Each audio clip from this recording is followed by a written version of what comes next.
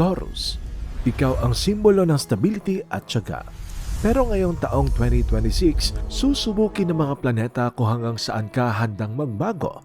Sa unang bahagi ng taong ito, maaaring may bagong sistema o leader na magbabago ng routine mo. Huwag mo agad tutulan. Ito ang pagkakataon mong ipakita na kaya mong mag-adapt. Sa kalagitnaan naman ng taon, makakaramdam ka ng progress. Maaaring may project na magbibigay ng recognition o dagdag na income. Sa huling bahagi ng taon, habang mas nagiging steady ang karera mo, kailangan mong pag-isipan kung saan mo gustong dalhin ang long-term path mo, sa comfort zone ba o expansion.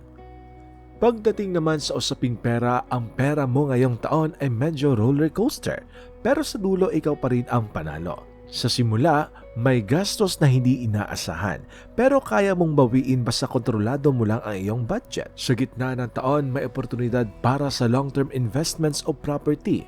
Pag-aralan mo ito ng mabuti. Sa huling bahagi ng taon, kung naging consistent ka, may reward ka, financial peace of mind, at tandaan na hindi ito instant success, kundi bunga ng iyong disiplina.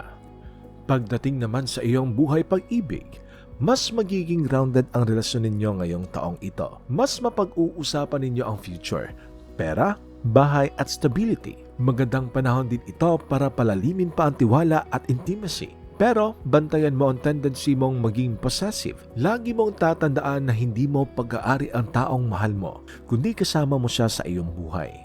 Para naman sa mga single Taurus, ngayong taon may makikilala kang taong kalmado, matino at maaasahan. Eksaktong gusto mo. Pero, huwag mo agad i-judge agad sa unang tingin. Minsan, ang best connections ay dumarating ng dahan-dahan. Sa huling bahagi ng taon, kung naging matatag ang inyong trust, pwedeng mauwi ito sa seryosong commitment. Pagdating naman sa iyong kalusugan kaibigan, bilang earth sign, madali kang kapitan ng stress sa katawan. Bantayan ang digestive system at likod mo. Sa kalagitnaan ng taon, baka makaramdam ka ng pagod ng paulit-ulit na routine, kaya subukan mong maglakbay o mag-relax. Sa huling buwan ng taong ito, magandang panahon para mag-reset. Healthy diet at stretching habits, makakatulong ito para mas maging magaan pa ang iyong pakiramdam. Ang taong 2026 ay nagtuturo sa iyo ng balanse sa pagitan ng comfort at growth. Likas kang maingat, pero minsan ang sobrang paghawak sa nakasanayan ay nagiging dahilan ng pagka-stagnant.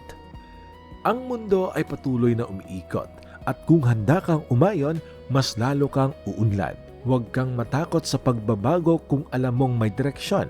Stability isn't about staying still. It's about standing strong kahit may pagbabago sa iyong paligid.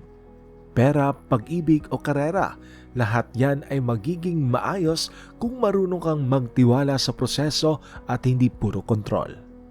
Your lucky numbers for this year is number 4, 11, 19, and 32. Lucky color, olive green.